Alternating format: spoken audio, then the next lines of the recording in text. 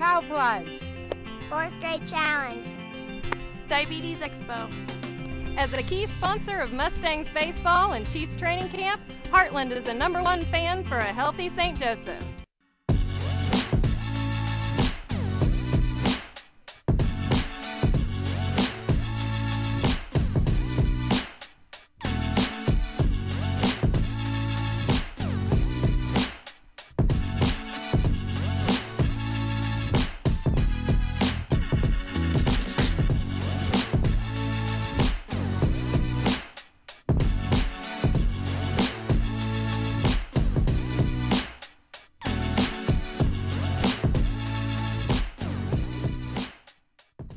Hey everybody, welcome to training camp in St. Joseph, Missouri. Another day of training camp live brought to you by Heartland Health. Josh Looney alongside, as always, this camp voice of the Chiefs, Mitch Holthus, who's already going through his own battle. Got a little head cold, little voice, but the voice is still here. You're still here today. Hey, you got to play, man.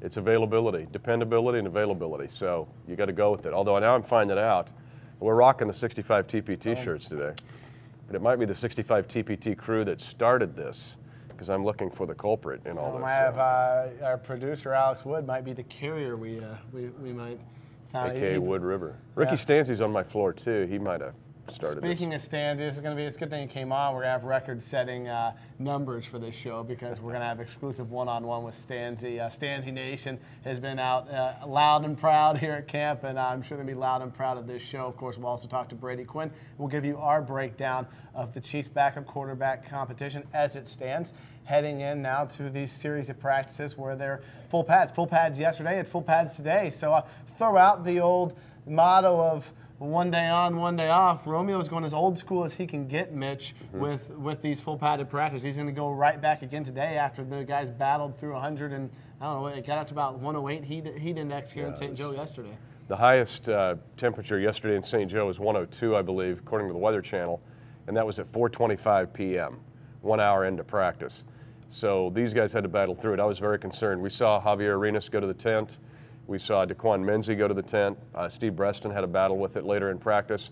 And I'm just always concerned when I see guys in pads and it's that hot. Today is a huge break. I think this is a gigantic break. The fact that there's cloud cover today, there was a light rain this morning. This is going to feel like it's 85 degrees today, even though it'll be in the mid-90s, kind of muggy. And then tomorrow's the night practice. So I think the team's really catching a break here in the next 48 hours. Because Josh, I honestly think if they had to have a practice today, like the one yesterday at 102 degrees or so, you start to get the point of diminishing returns. Yeah, and this is from a few days ago. This footage, they were obviously in full pads yesterday. Still fighting the heat. It's a little bit cooler here today, and Romeo's going to keep testing these guys and running them through the gauntlet in full pads. We did have a transaction this morning. Mitch Edgar Jones, a former Baltimore Raven, an outside linebacker, signs with the Chiefs. As we discussed yesterday, it didn't look good for Kyle McCarthy, and it wasn't good. The swelling went down a little bit. It is his knee. It's going to require season-ending surgery. McCarthy is waived injured. Once he clears waivers, he'll come back to the Chiefs, and they will put him on injured reserve. So they go with Edgar Jones. An interesting get here because we've talked a little bit about the position battle behind Justin Houston and behind Tom Bahali. Really, it's 3 guys competing for 2 spots. Now it's 4 guys competing for 2 spots. Of course, the guys you had in here, Andy Studebaker, who's played in this league a little bit and been a special teams guy. Gabe Miller, a 5th-round pick. Cameron Sheffield, a 5th-round pick. What Edgar Jones brings to the mix, though, is a lot, to me, like a Corey Greenwood type player. A lot of people outside Baltimore may not recognize his name.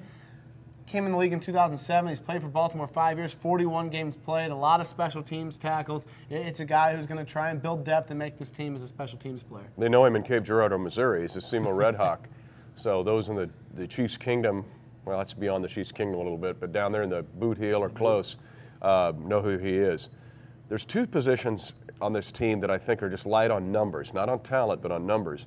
One is tight end, only 5. That seems like maybe 1 short, and of course with Martin Rucker having his knee injury during the OTAs and minicamp, that left them 1 short there. The other one was outside linebacker, because you've mentioned there's only 5 humans there. It is a talented position and a very competitive position, but just 1 more body in there, and this is a pretty good body to put in there. Just to have 6 outside backers, I think, is a good thing, because most of the linebackers, there are now 13 in this camp, but most of them are inside linebackers. Now it's a 7-6 split, inside-outside. It's funny you mentioned that. The Chiefs are going to play him at linebacker, but he's also played tight end in his career, actually caught a few passes. So if you look at thin on numbers, Edgar Jones can cover both. Romeo Crennel talked about that addition earlier, just a few hours ago in his press conference. Kyle, had the knee, and I mentioned to you that it didn't look good, and it's not good, and he's going to have surgery on it. So we waived him because of the youth, where he is in the CBA. We had to waive him injured, which means that he'll come back to us on IR, which opens up a spot. And so we filled that spot with a linebacker, Edgar Jones, who had played at Baltimore before, and I think he went to school at Southeast Missouri. I think he can help us at the linebacker spot and help us on special teams as well. So we added him to the squad, and he's trying to get his feet on the ground and learn his way around the campus and learn his way around the playbook. We've already started that process. The other thing that will be significant today is that Brandon Albert will be in pads for the first time. So we're excited to get him out there and work with him as well. We'll see how Edgar Jones fits into this mix. Special teams watching. We'll see if he ends up getting in with those reps and where he can factor into the mix with Studebaker, with Sheffield, with Miller. An interesting combination of players trying to back up Houston and Holly. Mitch, let's turn our attention to the quarterbacks and the quarterback race. We're going to hear from both Ricky Stanzi and from Brady Quinn in this show, but I want to get first your thoughts on those two and their battle thus far. Well, it's a chance for both of them. Let's just start there, and it's an equal chance for them. When looking at the reps during the springtime and during the mini camp and now so far in camp, it's not as if Brady Quinn is getting 20 reps and Stanzi gets 6. It's basically they're right down the middle. And who's the number 2 and who's the number 3, it doesn't really matter right now. They're basically both 2s, I would say. But in the case of Brady Quinn, I'm going to be with him later today. You got a chance to talk to him. We're going to talk about him. I mean, this guy's got 12 starts in the league. He beat the Chiefs with the game with Jerome Harrison, went for 7 bazillion yards. But Ricky Stanzi becomes an interesting story, not only because he's the favorite of chat rooms and Hawkeye Nation and Stanzi Nation and all that. The guy's got some talent, and when you see him in the ball, the way it comes out, when you watch him, when he throws the out route, can he throw every route? I'm not sure we know that yet, but the ball does come out fast, and he's a very bright guy. Yesterday on our Fighting the 53, I asked him about this offense and how similar it is to Iowa, and he said, yeah, there's some similarities, but they've got the ability in this offense to make their own checks. And amazing as it may sound, not all NFL teams have that. And so Stanzi said that's big for him in the fact of what do you see, check to the right play, get it to the right player. There was a question about Brian Daboll's system. Can you name it? No, you can't name it, but it's about mismatches and creating opportunities for your team. But it's also about the quarterback getting you into the right check. And as the season goes on and this preseason goes on, it's going to be imperative for either Brady or for Ricky to make those right checks and get it to the right player. It was interesting. You talked to Ricky just yesterday about that second year, the sophomore year. In fact, if you haven't seen Finding the 53 today, Mitch takes an extensive look at Ricky in that sophomore season. And Ricky talks about just being more comfortable in the playbook and those types of things. And when I talked to Brady, he even mentioned that about Ricky, that Ricky looks more comfortable to him as well. So it's a big thing for Ricky going into year 2. Last year, he got the playbook on the first day of training camp because of the NFL lockout. Here's Mitch Holthus talking with Ricky Stanzi yesterday following practice. Ricky, I said for this year for you, it's almost maybe not being on a different planet, but having a different universe. Mm-hmm. How different is it for you? Oh, absolutely. I mean, it's almost like night and day. I mean, last year, stepping in, our first time seeing the playbook, kind of being around the team was in camp. So that was a tough adjustment for a lot of the young guys, just for the team in general to not have that offseason to kind of bond, get a look at the playbook and get a feel for what we're going to do before we hit camp. So this year, just a whole different animal. It's nice to have that mini camp OTA period to get some work in, get the physical preparation that we need, take a little time off, and then come back and be ready to go at camp. I noticed in OTAs, mini camp, and so far here, balancing the reps. Mm-hmm. It's not like you're getting 20 and Brady's getting 6, or he's getting 20 and you're getting 6. What about the balanced reps and making the most of it? Our focus really isn't so much on who's taking what. Whatever reps you have, take those reps, make them work, and then learn from them on film. And then whatever you get the next day, just keep building off it. So it's not, worrying about how many reps you get or what reps you don't get. Just worry about what you do have to work at, get the teammates going, work your huddle, and those type of things. How similar is any of this offense that Dable's got to what you had in Iowa? Are there any similarities? Yeah, definitely. You know, just the pro-style approach that we had at Iowa definitely helped with you know, simple stuff with the ID in fronts, the blitzes, and just different looks that we had to know at Iowa because we were in full control over the checks and everything that went with our offense. So it's a nice adjustment to come into an offense where it feels very similar. Now, we all know Stanzi Mitch is a fan favorite because of everything we've talked about, from Hawkeye Nation to the long hair to Chiefs being in that kingdom of Hawkeye fans. He's a fan favorite. But he's also, what a lot of people don't know, he's a locker room favorite as well. And a lot of it comes with the patriotism type things that many fans like about Ricky and how outspoken he is. In fact, just to kind of take that and put it in a nutshell, if you go on Dustin Colquitt's Twitter, let me phrase this. Dustin's tweeted like 6 times ever, and really only twice in the last 2 months, and they're both about Ricky Stanzi. When Ricky Stanzi flushed the toilet, the water turns red, white, and blue. Go USA. And then on May 29th, Ricky Stanzi smells like an American flag. Of course, then he adds in his latest tweet on the first day of camp a nice picture of himself in the red, white, and blue for Ricky Stanzi, which really caps things off. This got over 100 some odd retweets. So this is Dustin. Looks like in his house before he left for camp, posing for Ricky Stanzi. And it's funny because we don't just have fun with this. The media asked Ricky about an Olympic update after when the Olympics started. His teammates are having fun with this guy as well. Well, I love our chat here. The hair, of course, is part of the Samson whole thing. And said he looks like Mitch from Dazed and Confused. By the way, I'm named after him. But what about like Spicoli from Fast Times at Ridgemont High? Just keep bringing just keep going through. There's just something unique about the guy, but he is really a good guy. I mean, this guy, he's, and it's not like he's driving some bling car. Have you noticed that? Yeah, I mean, he's just kind of real. The guy's just real. And I think it's why he was so popular at Iowa. And I think it's why he's got a chance to have a very good NFL career. Yeah, I talked with him yesterday right after you, Mitch. On the lighter side of things, it's about just that, about just teammates giving him a little bit of trash and Dustin tweeting the pictures. And here's what Ricky had to say about that. What's your relationship like with Dustin Colquitt?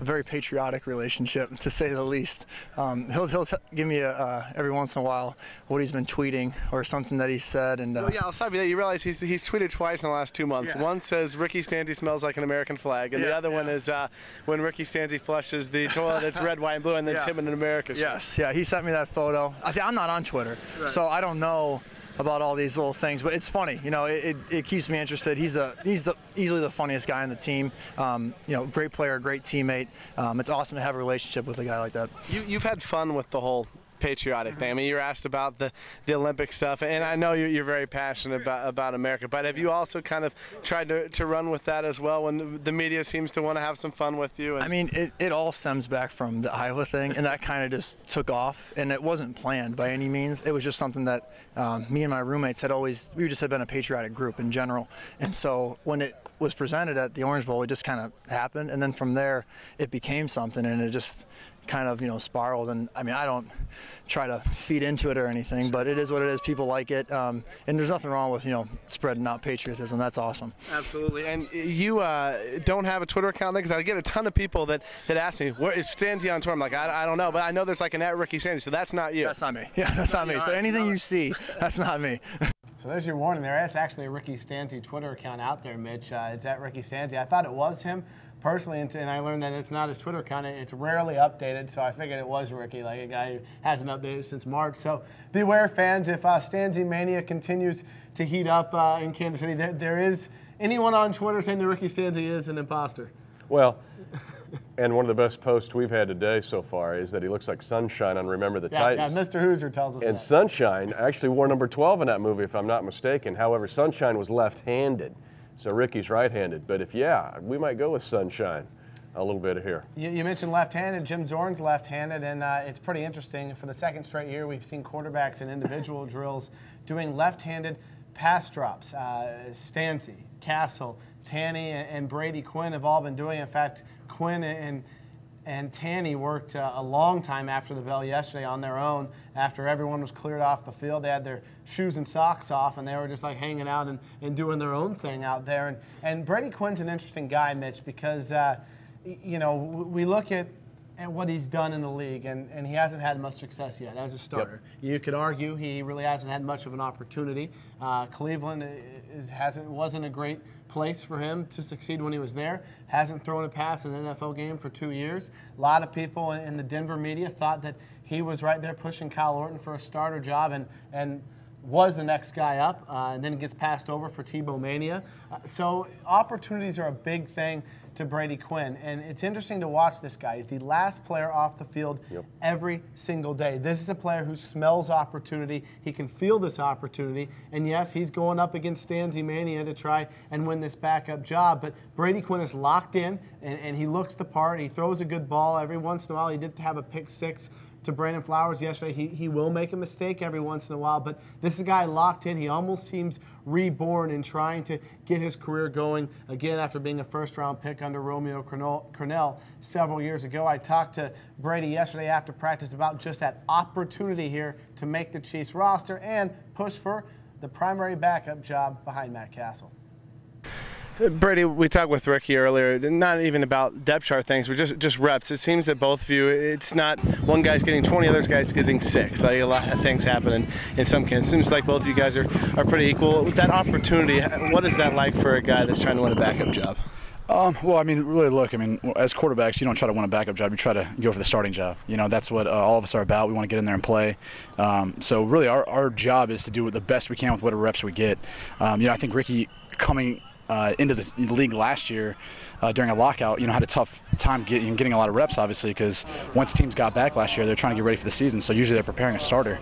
So I think this year it's good that he's able to get, you know, an off season in and more reps during camp and all that. That's great for him. Hopefully it allows him to continue to build an offense because it's a bit of a change from last season. And we talked to you when you signed here about opportunity as well. Something attracted you to Kansas City, the opportunity to not only work with Romeo again and Brian again, but an opportunity that presents itself on this roster too. Exactly. You know, the opportunity to work with Romeo and Coach Daboll again was something that definitely intrigued me, and that's a big reason why I came here. You know, I think besides that, this is a very talented roster. You know, playing against them the past 2 years when I was in Denver, you always, you know, kind of saw their talent and their ability. So it's a great place to be. I couldn't be any more blessed to be here. 14 practices in the off season, and then 3 or 4 practices in here in training camp. Are you comfortable with what Brian's throwing at you, or is it a little bit different than what you went through in Cleveland? No, I feel good. I'm comfortable. I mean, there's a lot of carryover for me coming from playing with him for a season in Cleveland. Obviously, there's, you know, some change, but, you know, for the most part, I feel extremely comfortable, and I love, you know, how hard this team works and where we're going right now. And I'll say that you're the last guy off every day, and today I was watching you were practicing left-handed drop back. So what was that one all about? You know, Coach Zorn's left-handed, so we're trying to work on it now. Really, for me, I try to do a bunch of different things to kind of balance myself out as a quarterback. You know, we seem to be a very asymmetric athlete, being like one side dominant. So a lot of times your body can, you know, I guess kind of create some different weaknesses here and there. So sometimes you're just working on a different side of your brain, different side of your body. But other than that, it's just a different way of conditioning instead of dropping back right-handed the whole time.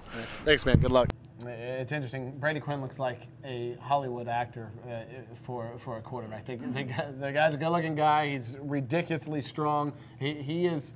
I've always said, Mitch, if you put the 4 quarterbacks in a line and took the names off the jersey and you had that Men in Black stun and you knew nothing about any of them, their past or what happened, I think 99% would point and say, well, that guy's the starting quarterback. Brady Quinn, we remember the EAS commercials, Now I'm Done, the workout warrior.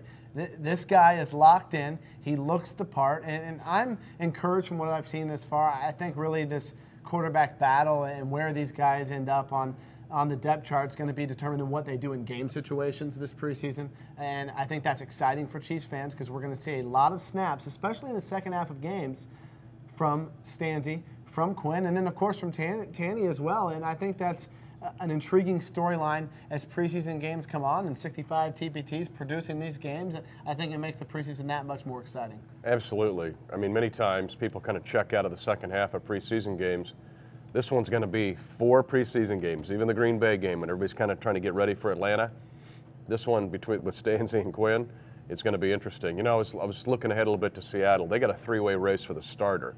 That's not the way here, but you got 3 quality quarterbacks there, and Matt Flynn, Tavares Jackson, and then Russell Wilson, the guy that they drafted from Wisconsin.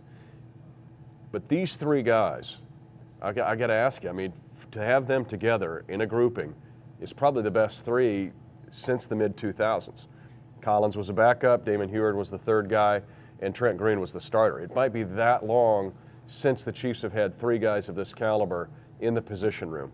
And so I am intrigued to see how this is going to play out throughout these practices, the workouts next week against Arizona, and then all 4 preseason games. It's definitely intriguing, and it's intriguing through all 4 quarterbacks. It's usually your 4th quarterback in camp.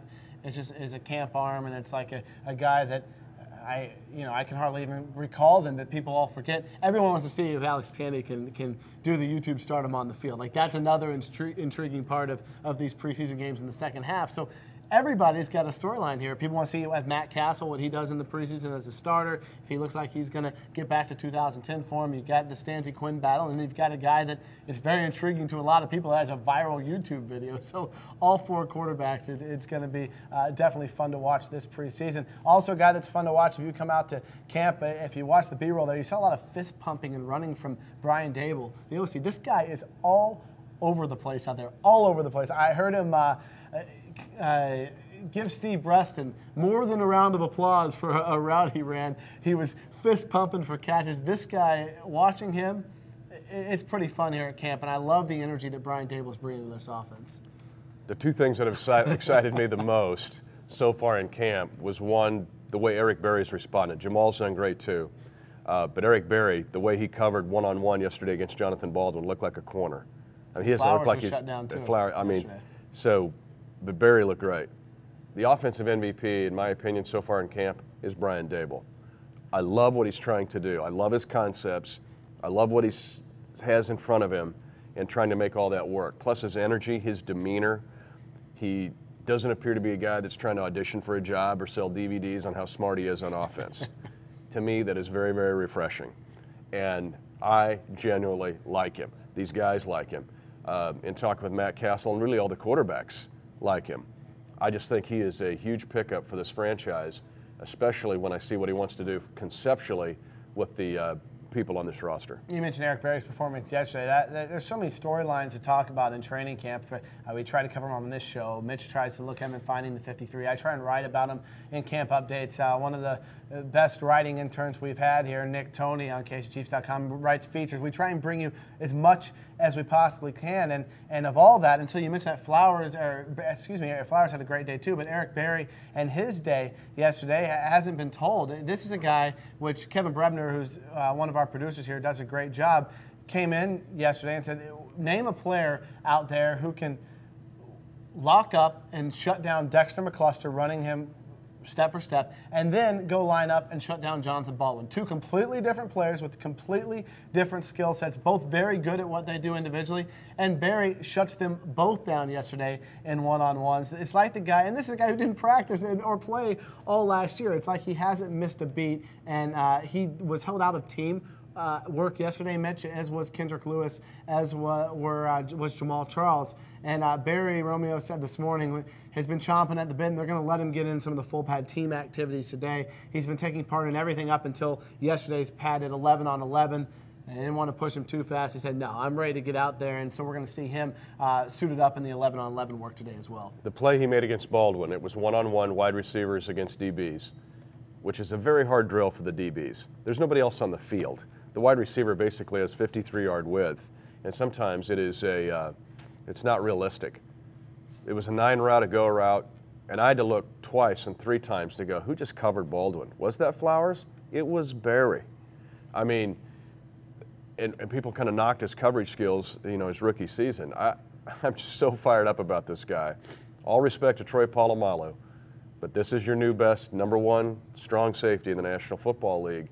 Eric Berry. Just get used to it. The one-on-one drills are awful for defenders. They're awful. And at Washburn, when we were playing, they'd make us the outside backers, and I was about 250 pounds when I played Mitch. I was not ever manning up on a Dexter McCluster type guy. That was a mismatch. But in practice, they'd want you to go out there, and since we were outside, they'd put us out there, and it was like, my shoe's untied. You do a little that, go get some extra water. You try and stay on those reps as much as possible. But even for the corners and for the safeties, it's so difficult. And Eric Berry was able to be on complete lockdown mode yesterday, as was Brandon Flowers. Very impressive from the 2 Chiefs defensive backs. A guy who got thrown into the fire, the rookie fire yesterday, was Donald Stevenson. We previewed it in the show as he was going to get the starting reps on the first full padded practice for Brandon Albert. Nothing's wrong with Brandon Albert. He'll be out out there today. Just really a clause in the CBA. Albert, if you remember, reported late to camp.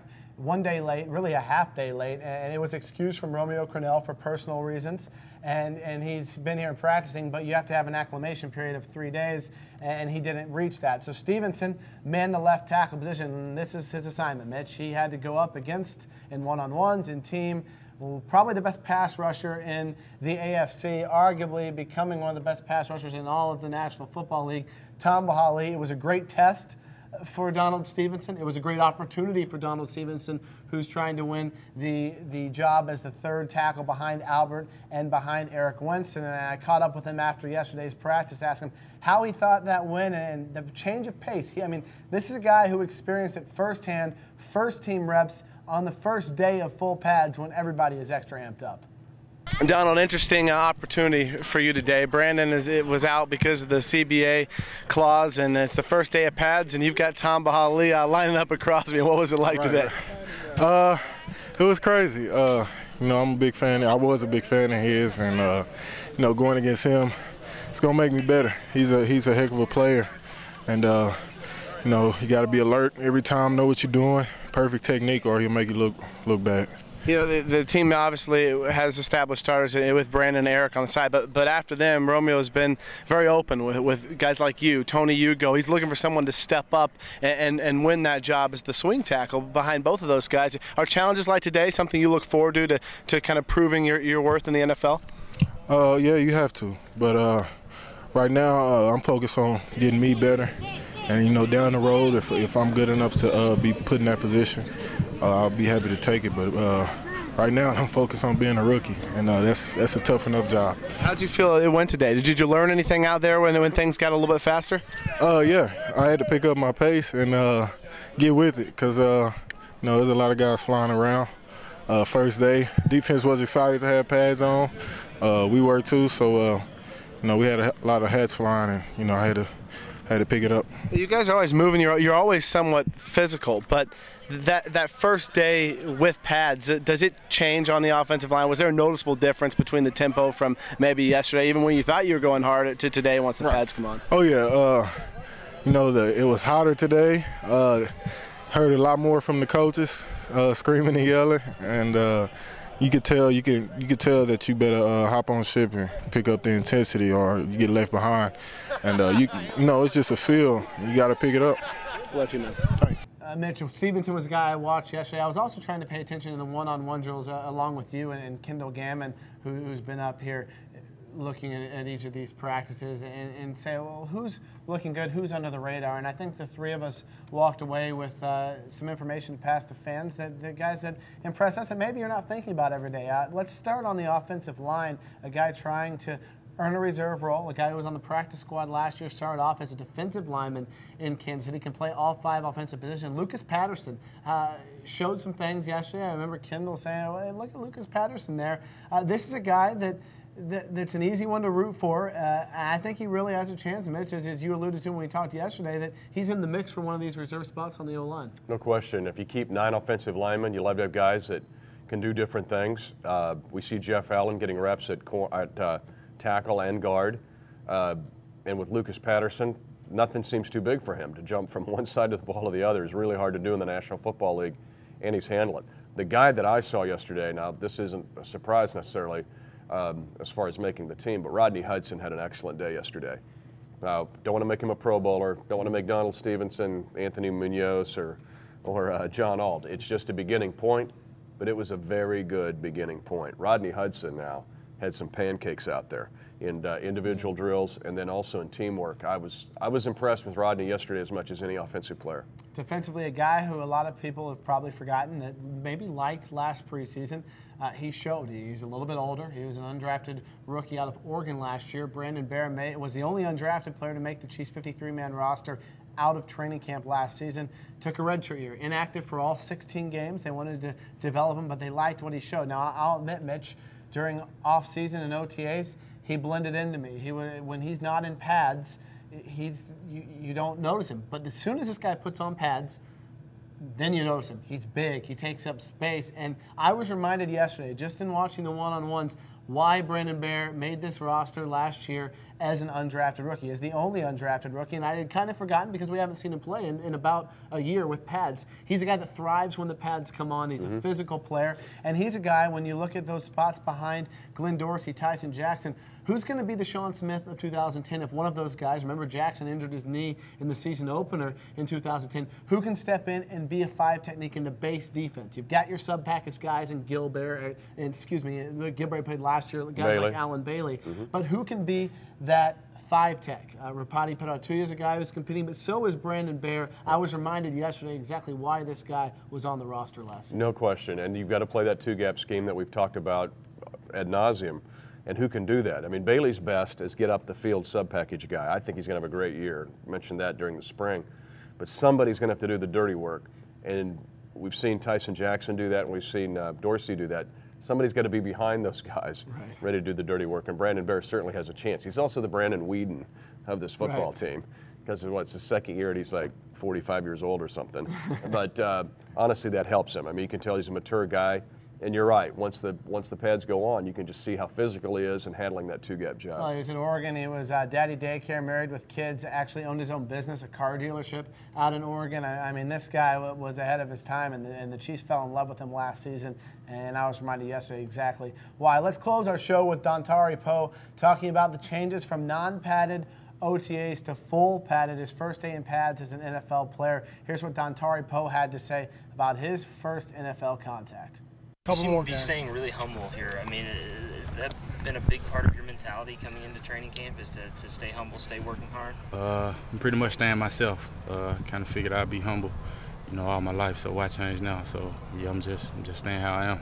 Since that first rookie minicamp, how much have you grown and developed? A lot, because it's a lot to learn. Like I said, you go smaller day by day. It's not going to be too many big leaps that you grow, but, as long as you're getting better each day, you're improving. That's all you can ask for. That's it for today's Chiefs Live. Mitch Holthus, Josh Looney. We'll be back with you tomorrow, same place, same time, 2 p.m. right here on KCChiefs.com with more content from training camp right here in St. Joe you can't find anywhere else. It's Chiefs Live, brought to you by Heartland Health. Cow Plunge. 4th grade challenge. Diabetes Expo. As a key sponsor of Mustangs baseball and Chiefs training camp, Heartland is the #1 fan for a healthy St. Joseph.